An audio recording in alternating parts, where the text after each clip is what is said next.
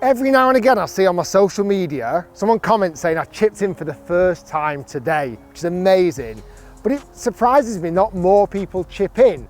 Maybe they're doing some fundamental things wrong, or maybe you're doing some fundamental things wrong. Well, we're going to break it down to a few things today. I'm just on the side of the green here. I've got a fairly straightforward chip. A chip which a lot of good players are looking at holing. And in this video, I'm going to see if I can put my money where my mouth is and see if I can chip in live on this video towards the end. The first thing we've got to consider is club selection. When I'm looking at a chip, the first thing I'll ask myself is, what have I got to get over? Is there any obstacles, hazards, long grass in my way? Because that's a massive factor of what club you're going to choose.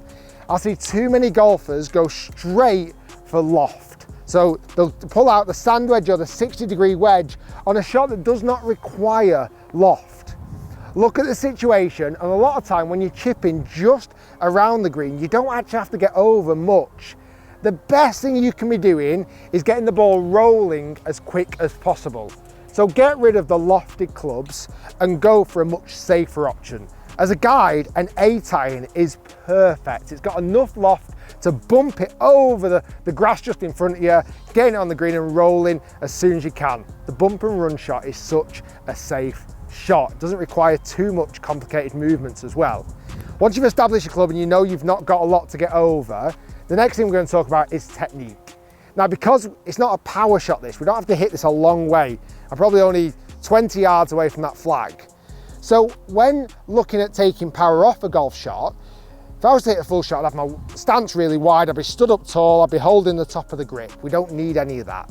So stance-wise, nice and narrow, and if I'm honest, as long as I can just stick my club head in between, that's fine. I don't need any more than that. The next thing, we want to take a little bit of power off the club. So I'm going to grip down on the golf club to give me more control. And as straight away, I feel like I'm much more kind of delicate. I'm in a much more finesse type of mode. Ball position smack bang in the middle of the stance, sternum the middle of the stance, just over the top of the golf ball. So I've just got maybe 55% of weight in my left foot. And then technique wise, what we want to look for here is not using the wrists too much. Notice I'm just turning my body and my arms and my club are all in sync with each other. As soon as I start using my wrists too much and trying to scoop the ball up in the air, that's when you're going to get really inconsistent strikes. So technique, narrow stance, ball in the middle, grip down on the golf club, slightly to the left, and feel like you're using much more of a putting stroke as opposed to trying to use your wrist and lift it up in the air. That way the ball comes out lower, it gets on the green and starts chasing towards the flag straight away. So that's technique. The next thing we're going to look at is how we can start reading the situation better to give you a better chance of actually getting it in the hole. The next thing to consider is how the ball is going to react. Once it lands on the green, how is it going to slope? How is it going to curve? Read the chip.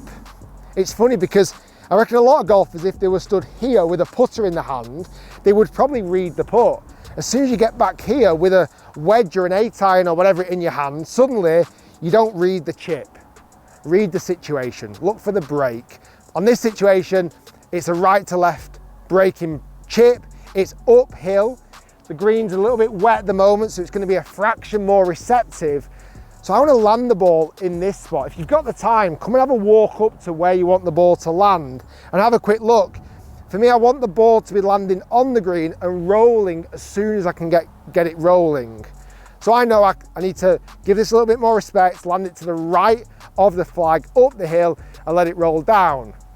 Another big thing as well is, where do you want the ball to finish? On a shot like this, if I don't chip this in, which is obviously the main objective, I want to give myself a very easy putt. Now for me, leaving a putt more on the left-hand side where I've got an uphill putt is going to be a massive advantage than going too high on the hill and leave myself a nasty little downhiller. So I'm going to take that into consideration as well. Like I said, the goal is to chip it in, yes, but if we don't chip it in, we want the ball to be finishing close and leaving us an easy shot next. So read the shot, read the situation. It makes a massive difference to the outcome of your shot, and it'll help you chip much better. Now, it's time to see, with all of that being said, I'm gonna go 5 shots, see if we can hold one. So I've got 5 balls, we're gonna try and chip one in, but what I'm also gonna do, each shot that I hit, I'm gonna rate the outcome out of 10. So obviously the maximum score I can get for this would be 50. Let's see if I don't quite get it in, how close I get it. And if I do hit it bad, how bad it is. So, like I say, it's quite a safe shot. I've done all the measurements. I've got my 8 iron. I know where I want to land it. I've got my technique.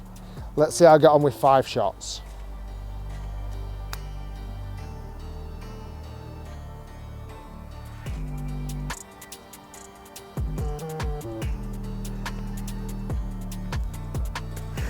Literally, that could have been the perfect video. I cannot believe that stopped on the edge. I've got to give myself a 9 for that. It's not in, so it's not a 10, but bloody hell, it's close. I cannot believe how close that was. I'm going to use this one again. It might be my lucky ball.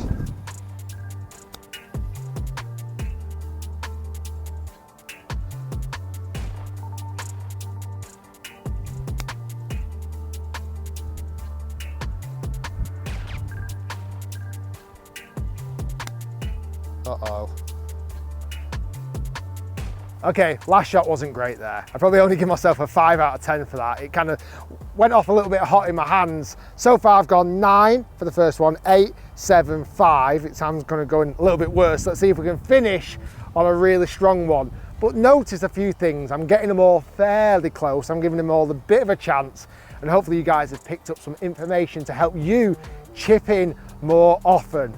Let's see if we can have a Hollywood finish. Let's see if I can chip one in for the last shot.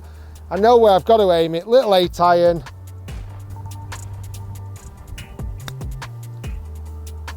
Hit the flag, hit the flag, hit the flag. Oh, it did hit the flag.